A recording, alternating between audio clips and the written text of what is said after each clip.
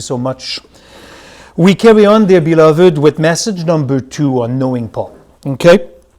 You already know, I explained to you why I do it before I finish and conclude the work of the local church with basically what he has to say about the role of women in the local churches and so on. I have chosen to go that route to make a series of messages on Paul, which will finish number 1 today and get into number 2 very soon. But I realized that there is much more to it. By sitting the whole day yesterday and today in the morning and so on, preparing the message, I think it's a wealth, once again, that will stay. I hope that it will stay with you for a long time, as there is no church, good or bad church, that do not open in the letters of Paul.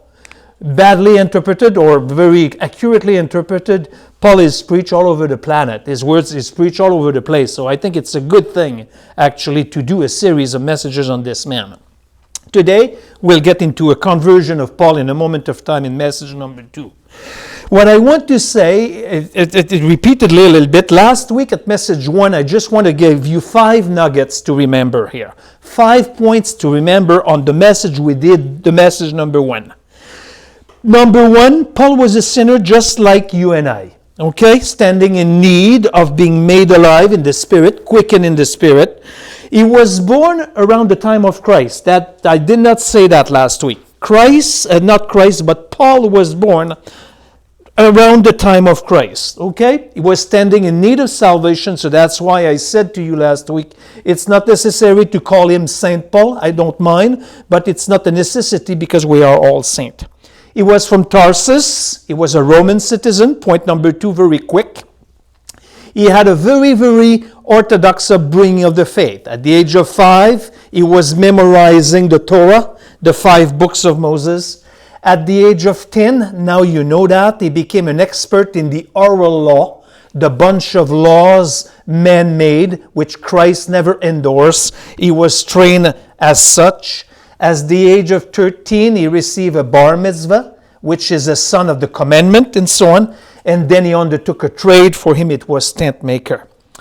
Number 4, out of the 5 points, is ancestral tradition. He was a Tanaim, okay, a Hebrew word for teacher of the time of Christ, blazing trail, inventing all kinds of man-made rule around the law of Moses here at the time of Jesus Christ. Because the Tanaim, they went from 30 BC to 217 AD, so smack in the time of Christ.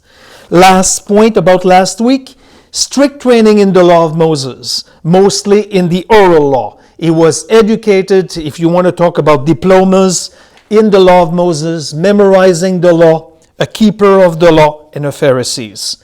New points concerning message 1 that I would like to conclude today in a sense. Briefly, he was a Pharisee. What does it mean to be a Pharisee? It means to be a pietist, separated, a separated one. You separate yourself from the common people and you show your piety and so on. And one key belief, do you understand that? Did you know that these guys, if you go back with the time of Christ, these guys, they have a key fundamental belief. Only being born a Jew for these guys and Paul, you make it into heaven. You make it into the kingdom of God, the Messianic kingdom.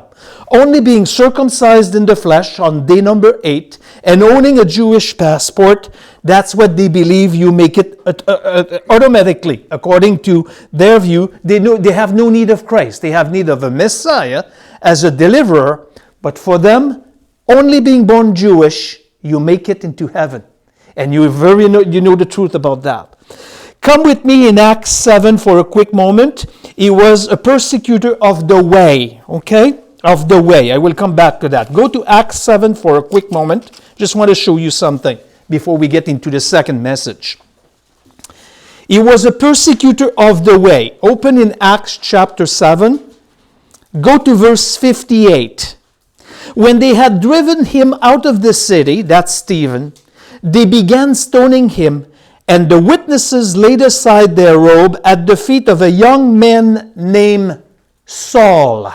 This is the first time you see Paul in the scriptures. A young man is a Greek term that means around the age of 40. For them it's a young man. named Shaul, basically. I'll come back to that.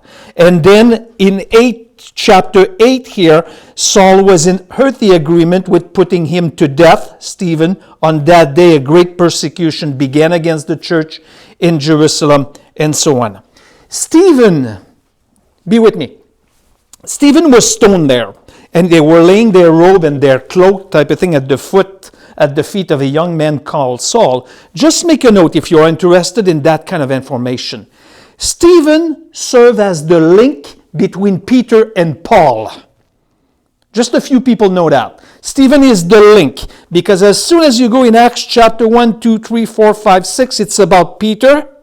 Now you have the stoning of Stephen's, and in Acts chapter 9, Paul will take the lead here. He will call Paul. But Stephen's served as the link between the apostle Peter and Paul in Acts here. That was secondly. Thirdly, what should be kept in mind in light of upcoming messages? I'm still on number 1 right now.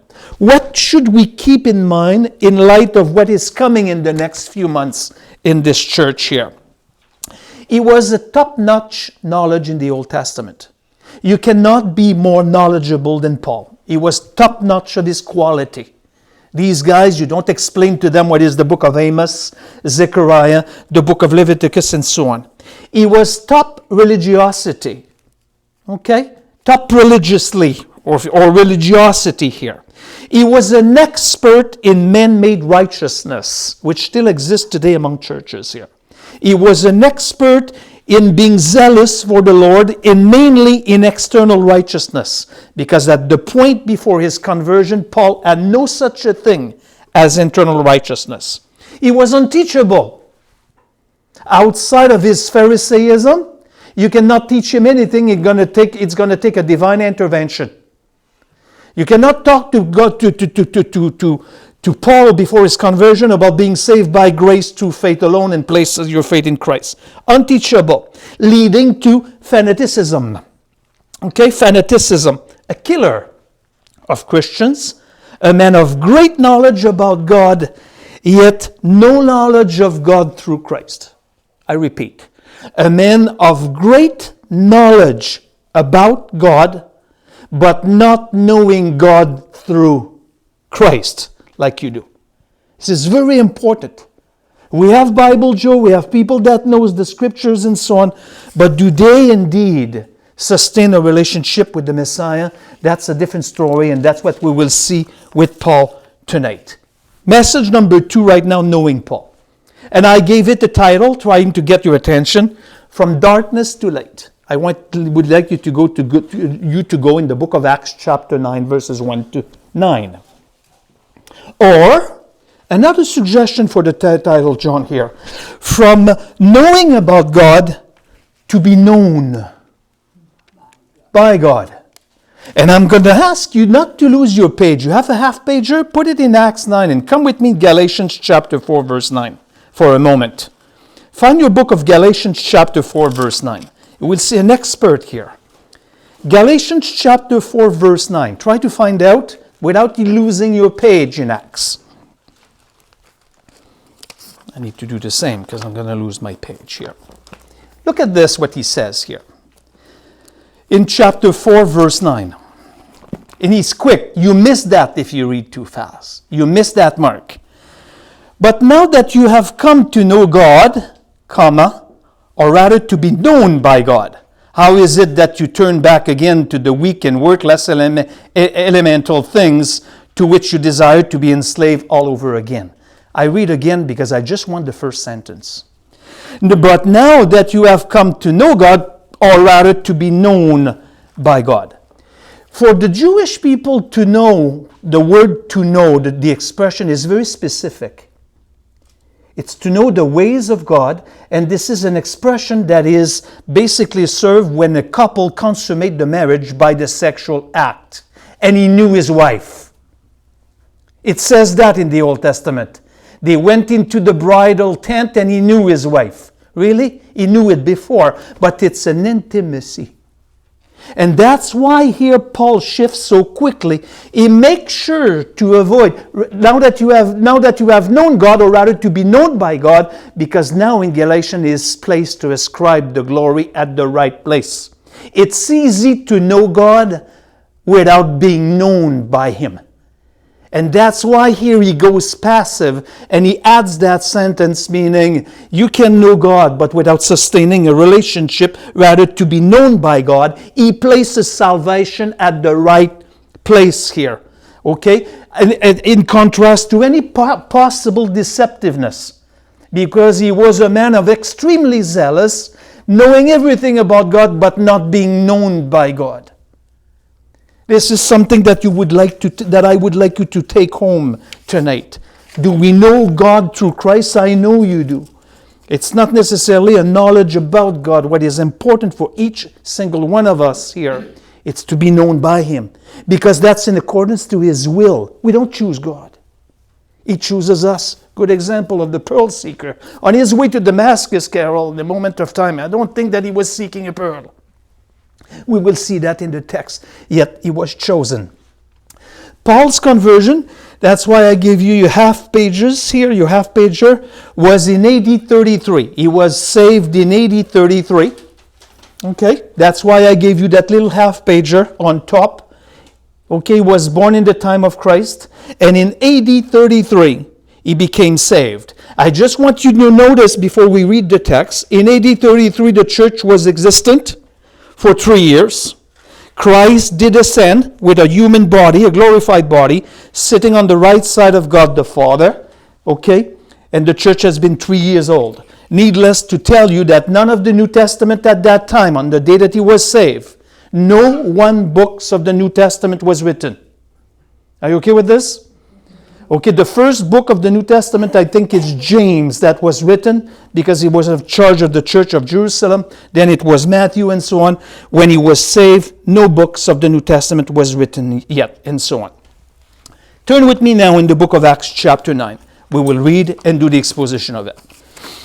Now we talk about Paul's salvation, and I hope that you will appreciate. And it is very important to discover who the man was and how he was found. Come with me.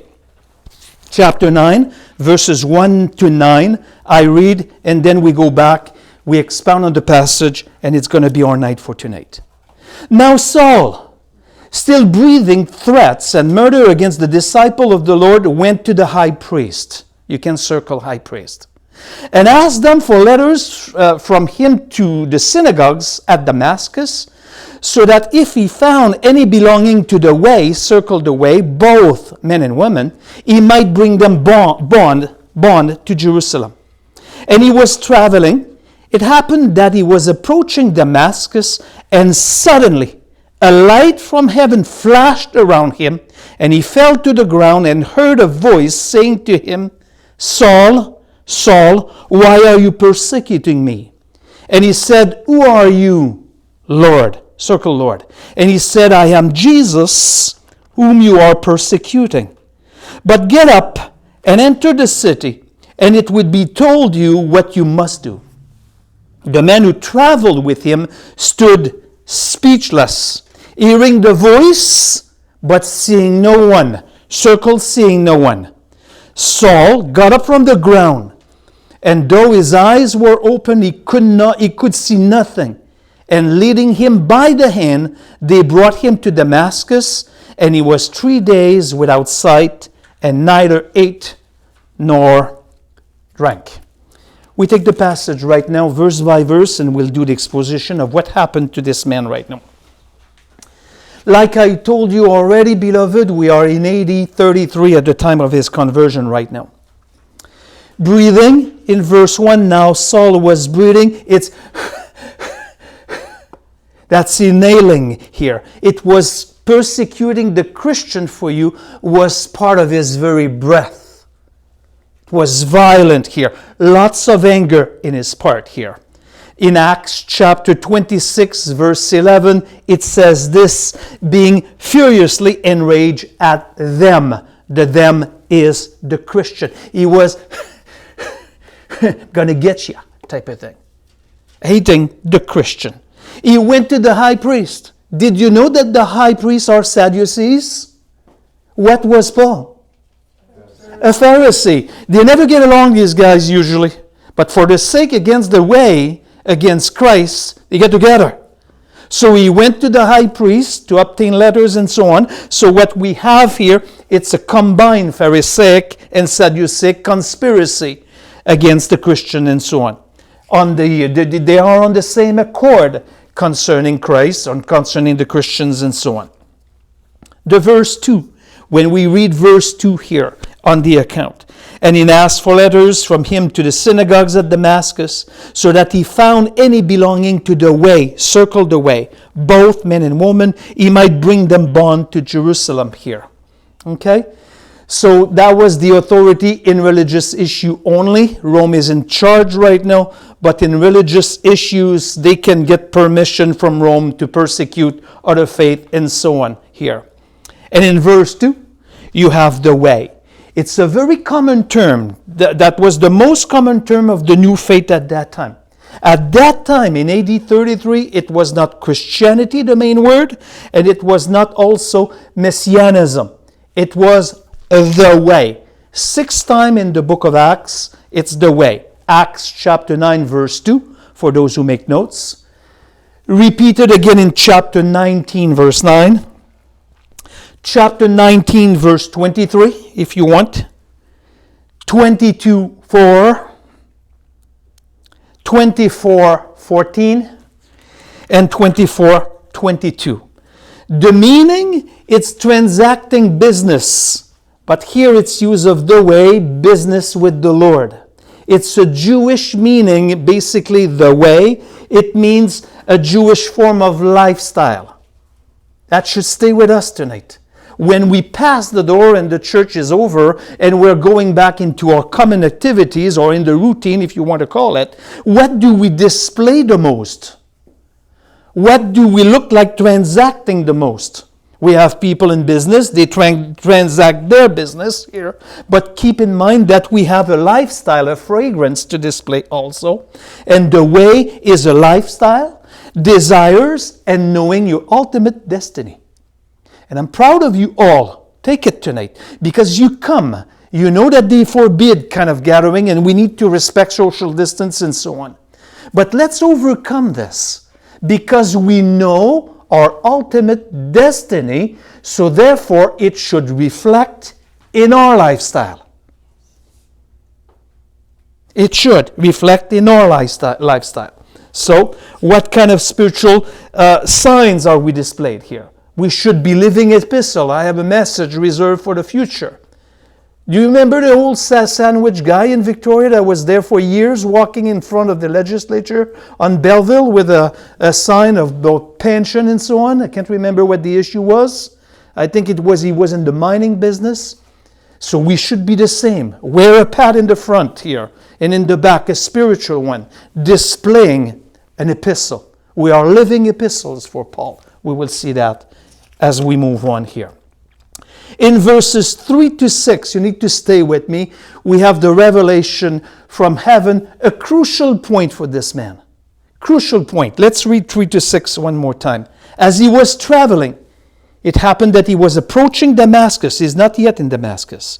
And suddenly a light from heaven flashed around him, fell to the ground, heard a voice saying to him, Shaul, Shaul, why are you persecuting me?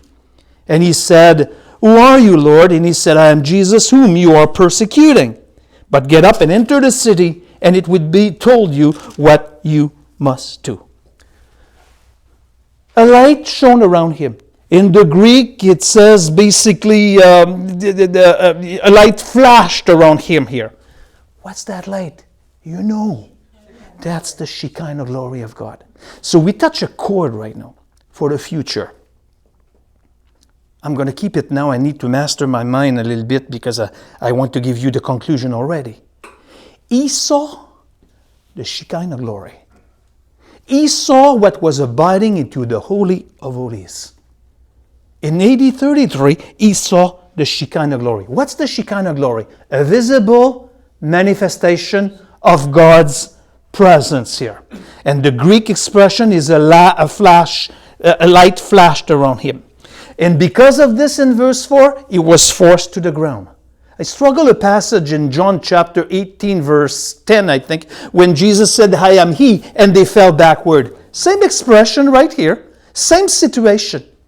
Did he display in the Garden of Gethsemane the Shekinah glory? Very possible. Here, Paul says, see, look at the Shekinah glory, and he was forced to his face here. And verse 4, the voice, that's what we call the bat call. The daughter of a voice, not called C-A-L-L, called K-O-L.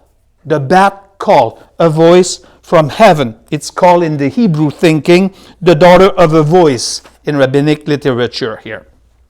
And the language was Hebrew. When you look at verse 1, now Saul, when you read the Greek here, the Greek text, it says now Salos in Greek. But here, when you go to verse 4, it's Saul, Saul. They don't use the same word because that's the word of Christ right there. It's Saul, Saul, because in the Greek they don't have the sh sound. So he was not Saul, he was Shaul. Shaul from the throat, like Olga would say. So he called him Shaul, Shaul here twice. When you double the name like this, it's emphatic. When you double the name, it means give me your special attention. In Genesis chapter 46, verse 2, Jacob, Jacob. In 1 Samuel 3:10, Samuel, Samuel, meaning you listen. And I sure hope as we sit being taught together that he will say to me, François, François, meaning I would like to get your attention. Where are you, Lord? Notice the question. Okay? Paul never persecuted the Jesus in the gospel account. You don't see Jesus in the gospel account. And he says, Jesus to him, why are you persecuting me? And Paul never persecuted Jesus in Jesus' time. He never saw Jesus. He never took also the baptism of John the Baptist. So to persecute the head is to persecute the body. Or to persecute the body is to persecute the head. So that's why Jesus says to him, why are you persecuting me? He's not persecuting Jesus. Jesus is glorified and he is ascended to the Father. But he's persecuting the church here. And because the church has a positional truth of being in him and he in you, you are in him and him in you, here, that's the positional truth. Who will be the greatest expositor on positional truth? This man. If you did a class with me on positional truth, the 33 position that we have in the Messiah, you have a few in Peter and so on. But all of them are Pauline. It's the doctrine of Paul. He doesn't get it yet here. So who will elaborate on that kind of theology? Paul. Who are you? In verse 5. Who are you, Lord, here? The Lord here is Adoni. It's not Adonai at that point. It's the plain sir. He is not sustaining a relationship at this point here, despite his religiosity. Who are you, Lord? Not who are you, God. Not who are you, Adonai or Kyrios in Greek. Who are you, Lord? So despite all the religious outfit, background, being externally religious here, there is no relationship being sustained or whatsoever here. And you have Jesus. He says here, I am Jesus. Jesus uses human name, showing that he is the God-man concept and the God-man indeed here. So in verse 6, Paul says to him, not Paul but Jesus, they must complete their journey. Go to verse 7, okay, of the account. He must complete the journey. Verse 7, the men who traveled with him stood speechless, hearing the voice, but seeing no one here. So they hear the voice. Be with me on this one. But they saw no one. And they did not also understood the voice. Go to 22:9, Acts 22:9 very briefly. I can read it for you if you don't. I'm not going to give you time, so I'll read it for you. And those who were with me, Paul says, saw the light, the Shekinah, to be sure, but they did not understand the voice of the one who was speaking with me. They only got the sound here. So the point between the two verses that I just showed you, they hear the sound here, but not the words. Paul heard the words. It was exclusive to him here at that point. They never understood the word of what was said, those who were traveling with Paul at this time. Only Paul, his chosen instrument, was to sustain a relationship with him at that point. They saw the light, but they didn't see Christ. Why do I insist on that here? He saw Christ as a figure. And in 1 Corinthians chapter 9, verse 1, which we will see in the course of the next few messages here, look at what he says here. This is important. 1 Corinthians chapter 9, verse 1. He defends his apostleship here. Look at what he says. Am I not free?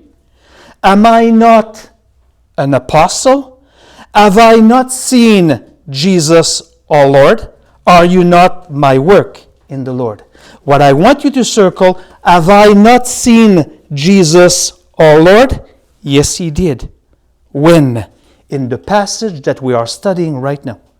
And for that reason, he will be qualifying as being apostles of the second circle. I will explain to you the two circles of apostles, because you have the 12 apostles, but Paul was not an apostle of the first circle. He was an apostle of the second circle. And one prerequisite to be an apostle of the second circle, you need to have seen the resurrected Christ. So when he defends his apostleship right now, have I not seen Christ the Lord? That's why it's crucial for me, for the future, to understand that when he writes a letter of any kind, he wrote 13 books out of 27 books that you have in the New Testament. When he writes something, it is the word of the Messiah, even if the words are not in red. He is an apostle. He will lay down the foundation of the church. So what he says has to be taken as inspired from God, as important of the word of Moses, the word of Genesis, the word of Zechariah, and the word of Jesus Christ in the gospel accounts. That's why I wanted you. That's why he qualified as an apostle, because you need to have seen the resurrected Christ, and he did. This is a very valuable piece of information that I give you tonight here. Paul saw both the Shekinah glory, Jesus Christ, like the apostle Peter, James, and John did see Christ also on the Mount of Transfiguration. You see, they were already chosen, these guys, but they did not fall on their face like this, because they were saved, Peter, Paul, and John on the Mount of Transfiguration. I have pictures of Caesarea Philippi there. But I just want to bring that example that he saw, Paul, the same Shekinah glory that was revealed on the mountain. We sang a song a few minutes ago, you came as a babe, your glory veiled. The Shekinah glory that was always existent. Only on day 4 of Genesis was the stars, the moon, and the sun created. Where was the light coming from for the first 3 days? The Shekinah glory. And that Shekinah glory was revealed to the apostles at the Transfiguration. It penetrated the veil. The veil is his body. And he let it go a little bit. And they say, it's good to be here, Lord. Let us build 3 tabernacles. One for Moses, one for Elijah, and one for you. And a bad call came out. And this is my beloved Son, in whom I am well pleased. Listen to him. And shoo, he revealed the glory. A second time. He released it, revealed it to come down to the mountain as an ordinary man. Paul saw it also, and he saw him as well.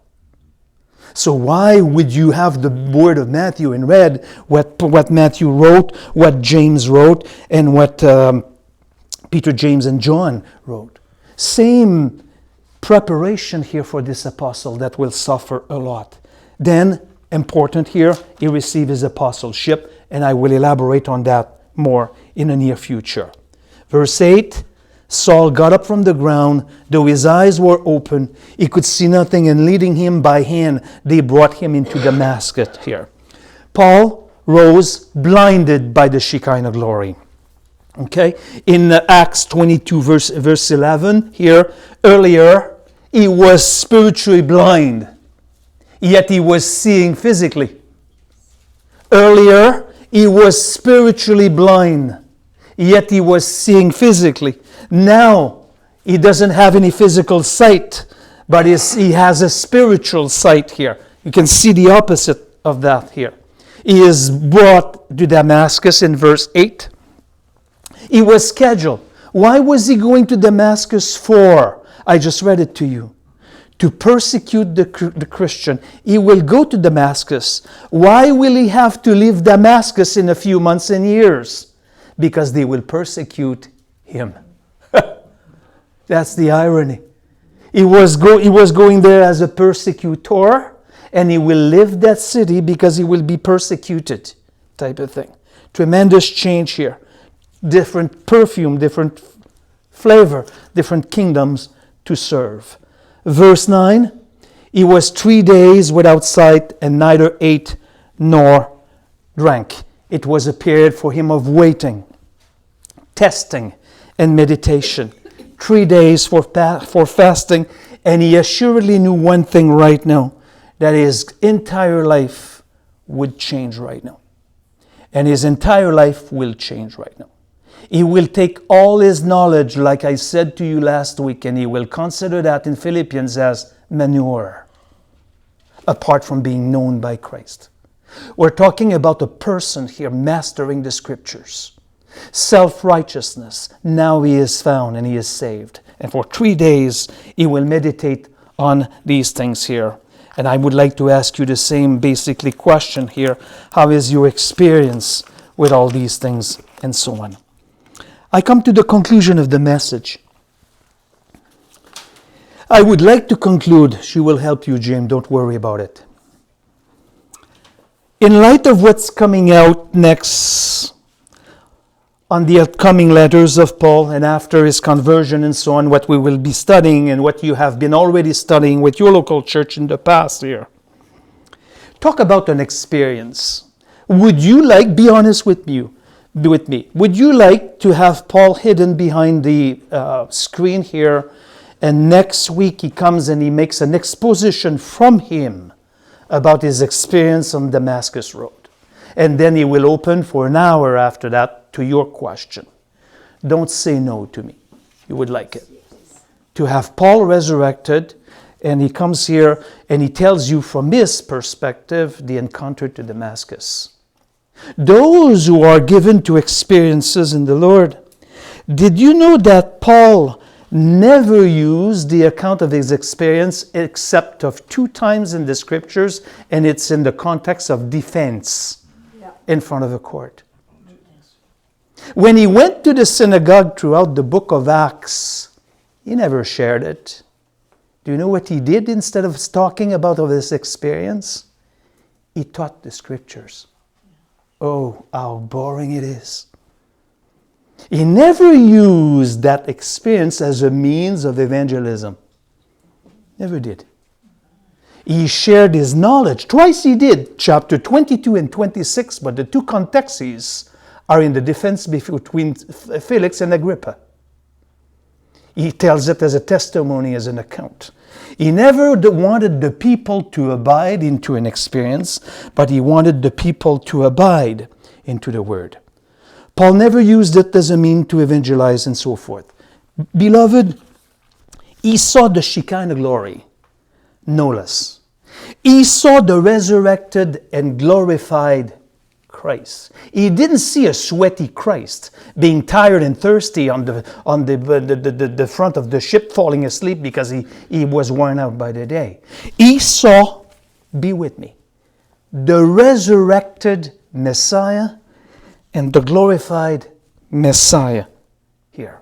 In Acts chapter 9 verse 17 it says this here, so Ananias departed and entered the house, and after laying his hands on him, brother Saul, the Lord Jesus who appeared to you. Circle that. The Lord Jesus who appeared to you on the road. He never appeared to the other guys, but he appeared to Paul. And I have as a reference on my notes, 1 Corinthians chapter 9, verse 1, what I just read to you. Have I not seen Christ? So, beloved, with all love, because of his experience of having seen the light, because of his experience of having seen Christ, does he have the right to write a few letters to us, to which we should look into and pay close attention to? And I'm going to come back to that because I never told you, maybe I told you last week. He was caught up in the third heaven. I'll do one message just on this. He was caught up in the third heaven. Would you be able to do me a list of 10 things that he might have seen? Christ was caught up in the third heaven. You know what's the third heaven? That's the abode of God. So when he sat down on his laptop years after that and he decided to write 13 books, not decided, was asked to him, maybe they're worth reading? That's my point. He heard the bad call. Shaul, double emphatic. Questions as I conclude. Will we see the Shekinah? No need. Perhaps. No need. Do you think that I believe that in the Holocaust, 6 million Jews died in the Holocaust, that some of them might have seen the Shekinah before entering the oven? Yeah, I believe this. Special manifestation in a special time? Why not? But us, will we see the Shekinah? No need. Not interested to be blind for 3 days, by the way. I probably would complain here. No need. The Shekinah abides in you. It abides in you. Be content, François. I give it to you as a place to abide because you are the temple of the living God. Be happy. Why would you see me in the corner of the road? Because first of all, you're going to fall flat. And when you break a hip for the elderly people, it's costly sometimes. So stay standing up. Relax on your chair. Okay, will we hear the bad call? No need. If in your car you would see the voice of God, this is my beloved son in Hebrew, well, please, you're going to lose control of your car. So listen to the radio. No need. No need.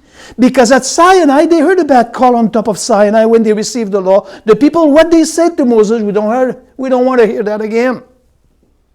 Give us a prophet. We don't want to see that again. It's too magnificent. It's too big for mankind here. But I have a suggestion for you, though.